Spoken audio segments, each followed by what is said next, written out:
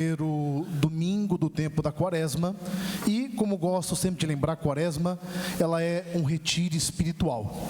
Tanto que a Quaresma ela não tem um valor em si mesma. O valor dela está na preparação que fazemos para celebrar o Senhor ressuscitado. E a liturgia de hoje, ela nos coloca em contato ao mesmo tempo com a condição humana, aquilo que somos, e também com aquilo que de Deus recebemos. Se você olha a primeira leitura, vai dizer que Deus forma o homem do pó da terra, e portanto a matéria da criação, não é? Pó, terra, ou seja, algo frágil, algo que pode ser moldado, algo simples. Aí tem uma mensagem: nós somos frágeis, na verdade. O ser humano ele carrega imperfeições, carrega fragilidades, misérias, várias situações. Só que esse ser humano frágil, ele recebeu de Deus o sopro da vida. Então nós somos algo frágil, só que recebeu algo muito grandioso do próprio Deus. Tanto que o conceito de alma, ânima, é propriamente vida, não é? Animado. E nós recebemos isso de Deus. Daí a cautela que temos que ter diante da vida, para conseguirmos ao mesmo tempo prestar atenção nas limitações que temos e na grandiosidade do dom que recebemos de Deus, que é dele, não é nosso. Portanto, somos administradores de algo grandioso de Deus. Mas esse mistério da queda do ser humano já nos possibilita entender como é que nós temos que viver a nossa vida. Perceba, tem duas árvores aqui. A árvore da vida, que os estudiosos dizem que ela era expressão da lei, porque vivendo a lei se tem a vida eterna. E a árvore do conhecimento do bem e do mal. Essa árvore do conhecimento do bem e do mal, ela expressa a tendência do ser humano de querer tomar as decisões com a própria cabeça, de achar que é autossuficiente, de achar que os seus esquemas são melhores, de achar que nós conseguimos sozinho. E a vida vai mostrando aos poucos que não é bem assim que funciona. Nós precisamos ter tanto uma referência que é Deus, é fundamental, quanto a referência daqueles que nos educaram, não é verdade? Tanto que quando você vai amadurecendo, você vai entendendo a importância do pai e da mãe, não é verdade? Nos conselhos, nos ensinamentos, na educação, independente de como foi o seu pai e sua mãe, porque a gente vai entendendo, sabe? Aquele orgulho, aquela arrogância, ela vai dando espaço para um contexto de sabedoria. E perceba que quando a serpente vem ali para tentar, ela não fala só mentira.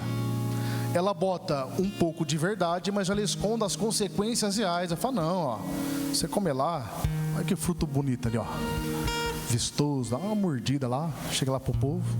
A partir desse momento você vai conhecer o bem e o mal de fato.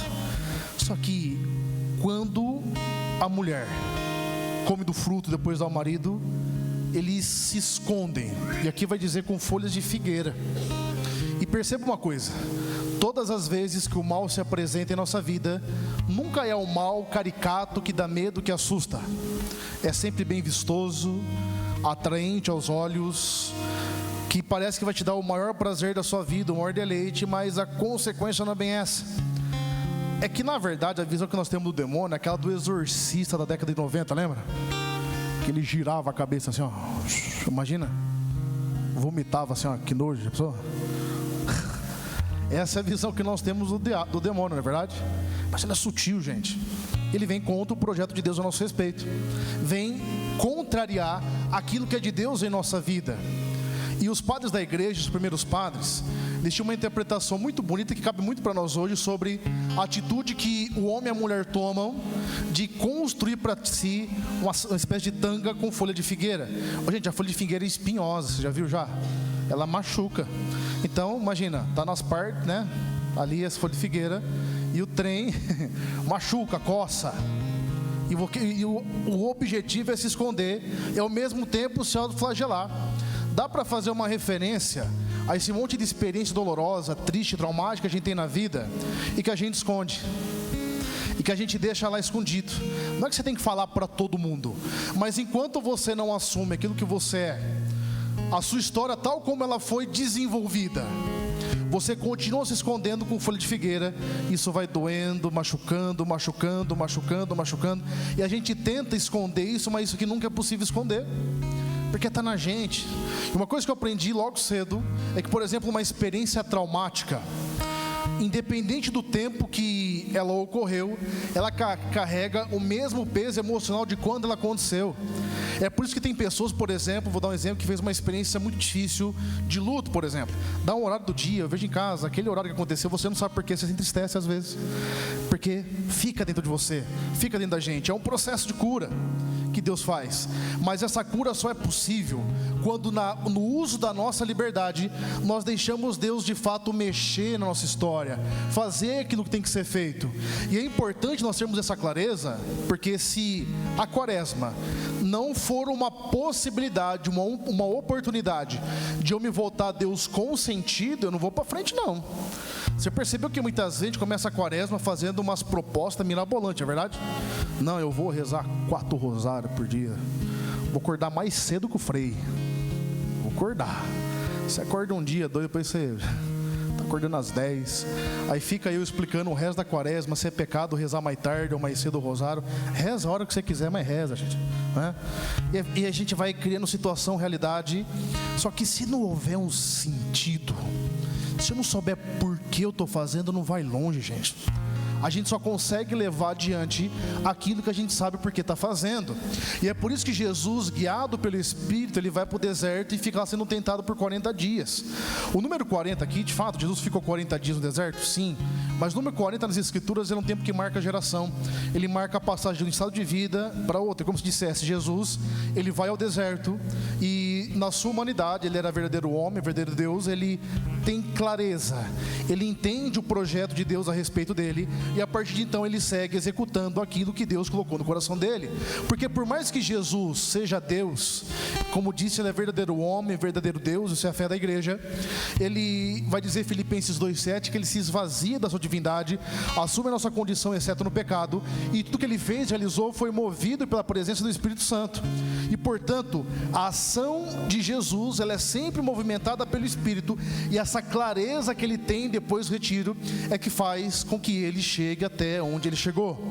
Se eu perguntar para você hoje, nesse primeiro domingo da quaresma, você conseguiria me explicar o porquê da sua penitência? Não é somente você dizer o que você está fazendo. Eu sei que tem gente que parou de comer isso, comer aquilo, beber isso, beber aquilo, tem um pouco que sai da internet. Então, enfim, tudo válido. É para mostrar que você consegue, nesses 40 dias, viver sem isso. Mas deixa eu perguntar, mas por que você está fazendo isso? Deus precisa disso, sim ou não? Não. Quem precisa é você. Mas, se a quaresma for um intervalo entre excessos, qual que vai ser o fruto da sua penitência? Aí você para de comer chocolate, 40 dias, vira o capeta em casa, porque a gente fica desse jeito, não é, a mulherada. Parece que o próprio Satanás está habitando sua residência lá. Você fala, vai comer chocolate, pelo amor de Deus, está quase me comendo eu vivo aqui, velho. Não é? Aí você não come chocolate, mas olha para você, está rosnando, aí não tem jeito. Que mudança tem nisso aí? É por isso que a penitência que a gente faz tem que nos fortalecer para um sim mais decisivo. É errado você voltar a comer o chocolate depois da quaresma? Não. Só que você tem que voltar diferente. Ele não pode mais ser Deus na sua vida. Ele não pode mais mandar, mas não ser. Porque tem gente que sofre. Eu falo que tem 2 tipos de gordo, assim. Que gordo não só de corpo, mas de cabeça, né? Eu lembro meu primo, que vocês conhecem, que o Gabriel, ele fez bariátrica. Eu sou um gordo diferente. Se eu não tiver que comer, vamos supor, eu fico no sofro, mas não sofro tanto assim, sabe, esse dia. Meu primo estava fazendo um jejum que eu orientei para ele uma vez. Ele me ligou e falou assim, viu, você me libera aí? Ele estava chorando, porque sentia um cheiro de uma feijoada. Isso é um gordo de verdade, sabe? Esse é o gordo raiz mesmo, né? Chorou com o cheiro da feijoada, gente. Não foi porque teve uma notícia ruim, não, porque sentiu o cheiro. Falou, não vai dar pra mim. Falei, então come o negócio aí, come a feijoada aí, mas não está, né? Então tem gente que para algumas pessoas é um sofrimento, é uma dor. E se tomou essa condição na sua vida, você tem que voltar para o equilíbrio que Deus espera de você. Mas coloca um sentido, gente. Você tem que começar essa quaresma e as pessoas têm que ver que na sua vida alguma coisa mudou.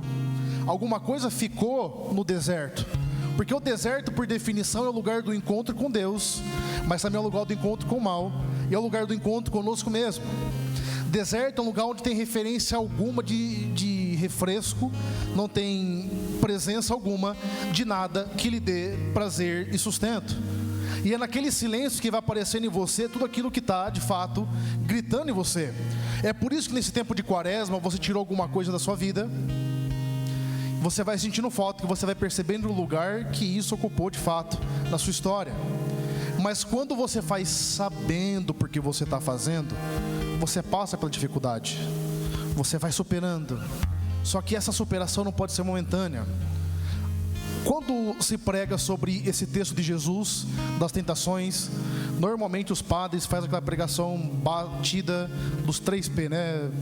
Prazer, poder, prestígio, o poder de transformar os pães, o prestígio, né, de ser adorado, o prazer de você saber que Deus de fato vai te segurar se você jogar. E perceba uma coisa, Jesus ele vai conduzido pelo Espírito, e em nenhum momento ele dialoga com o demônio. Nenhum momento. Ele apresenta uma situação, Jesus responde com a palavra. O que isso nos importa? O que isso nos diz? Qual que é a importância da Escritura na nossa vida? Talvez a gente nem consiga citar os textos que estão ali. Jesus não dialoga com o mal. Sabe por quê? Se você dialogar com o mal na sua vida, você vai perder, sabia? Você vai cair. Se você for no seu lugar de fraqueza, de vulnerabilidade, vai dar errado. Não se dialoga com o mal. O mal se enfrenta com a palavra, com oração, porque é isso que nos tira do propósito. E é preciso nós olharmos para nós e percebermos o que é tentação. Perceba uma coisa, desculpa estar falando muito de coisa ruim hoje, mas só para ficar claro. A tentação e a provação, elas têm a mesma matéria, só que o protagonista de uma e de outra, o tentador e o provador são outros. O tentador é o inimigo, o demônio. Quem prova é que é Deus. Só que a matéria da tentação e da provação não está em Deus nem no inimigo, está na gente. O cardápio está dentro da gente, porque aquilo que nos apetece para o bem ou para o mal é o local propriamente da tentação e da provação. Se você sucumbe, você caiu à tentação. Se você supera, você venceu e você foi provado. E essa prova não é um sentido de prova como nós estamos acostumados a entender. A prova é no sentido do forjar o homem e a mulher que nós precisamos ser. E só é possível isso quando nós entendemos que a vida não consiste em você fazer toda hora aquilo que você quer, mas na maioria das vezes fazer aquilo que você tem que fazer. Nós não vamos querer fazer o certo toda hora, pelo contrário. O caminho errado, ele parece sempre mais fácil, ele parece sempre um atalho, ele parece sempre a via mais tranquila. Mas do mesmo jeito que atitudes boas frutificam, atitudes ruins também frutificam. É por isso que o lugar mais seguro para eu e você habitarmos é dentro do propósito de Deus a nosso respeito. E Deus tem um propósito universal, geral, de santidade para todos nós, de vida plena, de realização. Só que Ele tem um propósito específico para cada um de nós, seja você casado, solteiro, na condição de vida que você está. Se Deus te plantou no seu matrimônio, você vive no propósito dentro do seu matrimônio, certo? É ali que você vive o propósito, independente de como começou, como tá, dá seu jeito aí. Talvez você casou, lá era magrinho, né? Já tá maior que o Padre Jonas, mas é seu.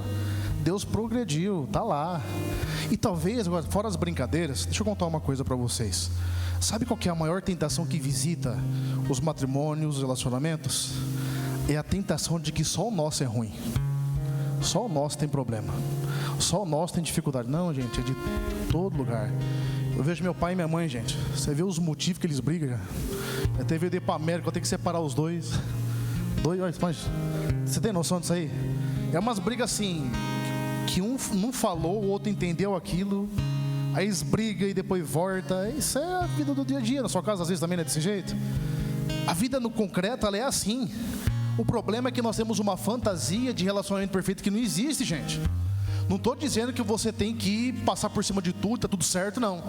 Tem coisa que tem que mudar e nós sabemos que tem que mudar. Mas tem coisas que nós temos que entender que vai ter que ter trato, vai ter que ter dinâmica, vai ter que ter paciência, perdão, vai ter que ter reconciliação. Continuamente se chama vida concreta. Mas dentro do propósito de Deus você tem consolação. Dentro do propósito de Deus você tem a providência dele. Dentro do propósito de Deus você tem a presença manifesta de Deus.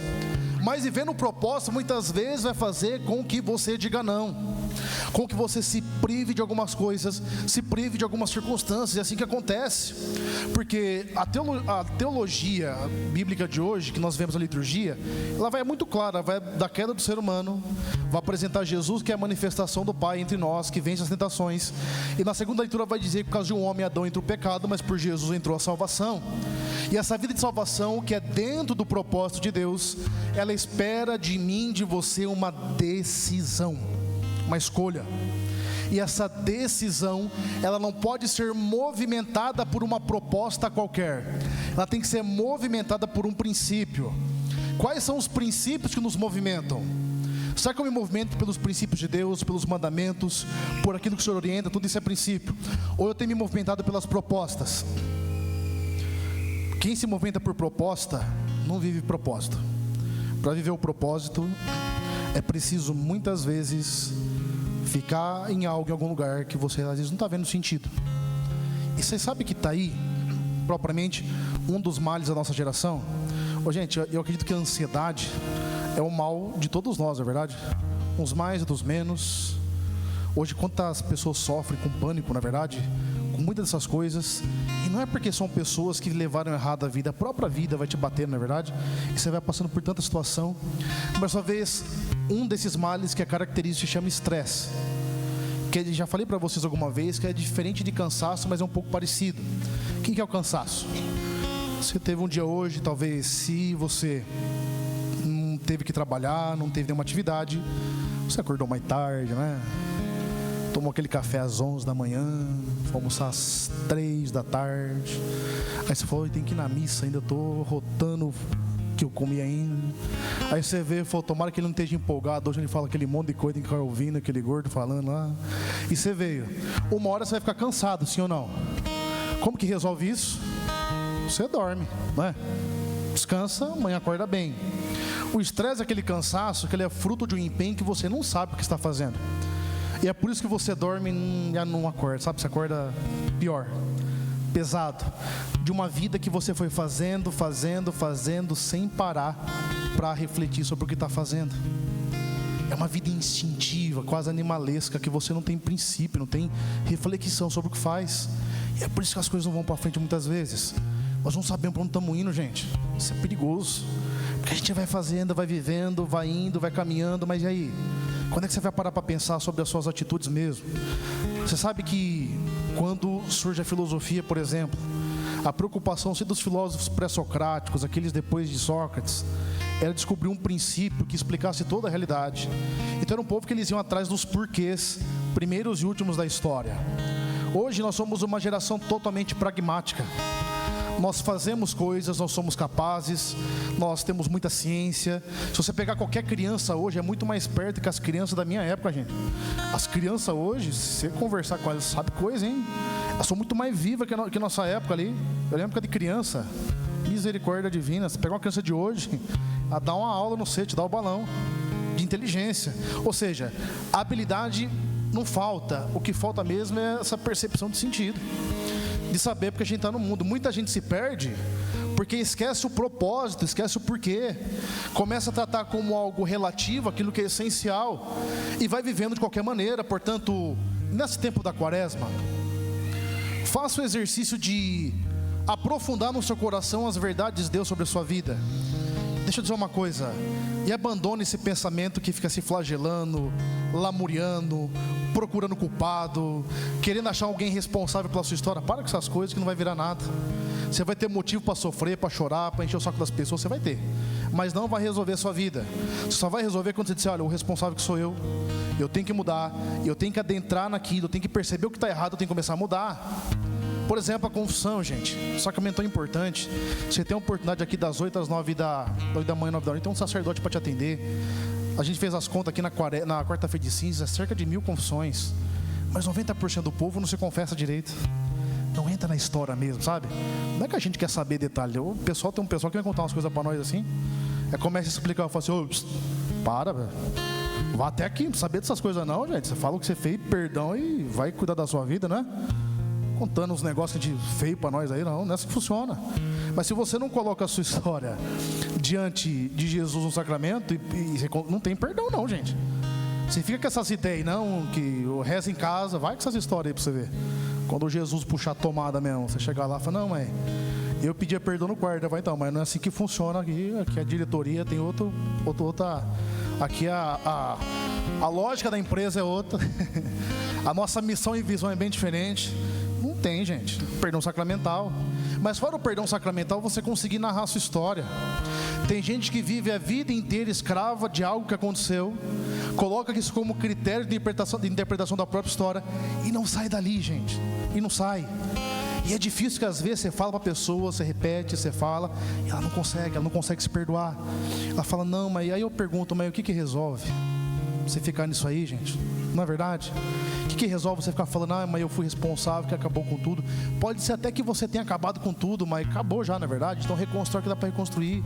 Deus, Ele não apenas abençoa, Ele restitui, Ele te devolve, mas orienta a sua vida. Aproveita esse tempo de quaresma e se volta para Deus. Somente você pode entregar sua liberdade para Ele. Se volta para Ele nesse momento e com verdade. Se volta para Ele e deixa Ele adentrar na sua história, Ele entrar mesmo no seu coração. Para encerrar, vou deixar um testemunho para vocês de Santa Baquita. Santa Baquita foi uma santa que ela foi escravizada desde sempre. Então foi uma mulher que sofreu todo tipo de abuso moral, físico, sexual, afetivo, tudo que você puder imaginar. Em determinado momento ela é assumida por uma família. E essa família era muito católica. E elas não querem mais que ela seja escrava. Elas libertam ela da condição de escrava. E ela quer ser religiosa. Ela vai para se não me engano, para os canocianos, que é uma ordem religiosa. E Deus realiza uma transformação tão grande na história dela, que na biografia dela, ela utiliza uma expressão que no primeiro momento ela soa muito forte para nós. Ela diz o seguinte: se eu pudesse, eu beijava a mão dos negreiros que me escravizavam. Não que ela está concordando com o erro que aconteceu, mas foi uma transformação tão grande, tão profunda, que mesmo o maior mal que fizeram na vida dela não tinha mais efeito sobre a história dela. É o que Deus pode fazer com você. A ação da graça de Deus pode transformar a sua pior ferida no seu maior ministério. Pode transformar a sua pior dor no local daquilo que você vai ser na vida dos outros de consolação. Então, se volta para Deus. Eu tenho feito uma proposta para o povo. Se bem que eu conversava com o padre Tadeu, nós já estamos sentindo o efeito quaresma, porque as missas começam a aumentar de gente. 5h30 da manhã, só que depois não vê mais povo, acabou o quaresma, só ano que vem que volta. E olha lá, hein, não é verdade? Faz uma proposta a quaresma da missa diária, por exemplo. O Padre Grandes, falecido já, ele fazia isso para pedir por cura. Se você tem uma intenção de cura, faz isso. Por 40 dias, por 50 dias, vem na Santa Missa, pede para o Senhor. Mas depois você renova isso, vai vindo, sabe? Vai trazendo vida de oração para a sua vida, vai trazendo ritmo para a sua história. Não que são as práticas que vão definir aquilo que você vai ser, mas você tem que dar ocasião para Deus. E deixa Deus mexer mesmo na sua história. Deixa Deus transformar mesmo porque Ele tem que ser transformado. E você vai ver a grandiosidade da obra que Ele fará na sua vida. Fecha seus olhos. Baixa a sua cabeça. Peça ao Senhor essa graça.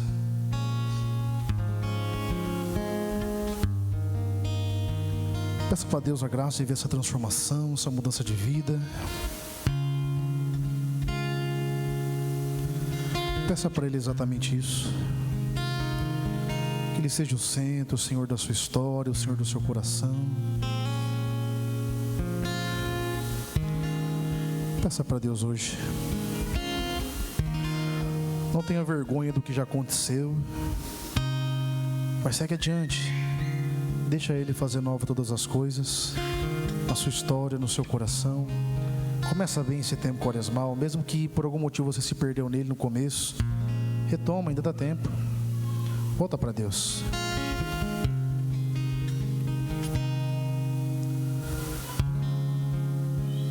Amém? Amém.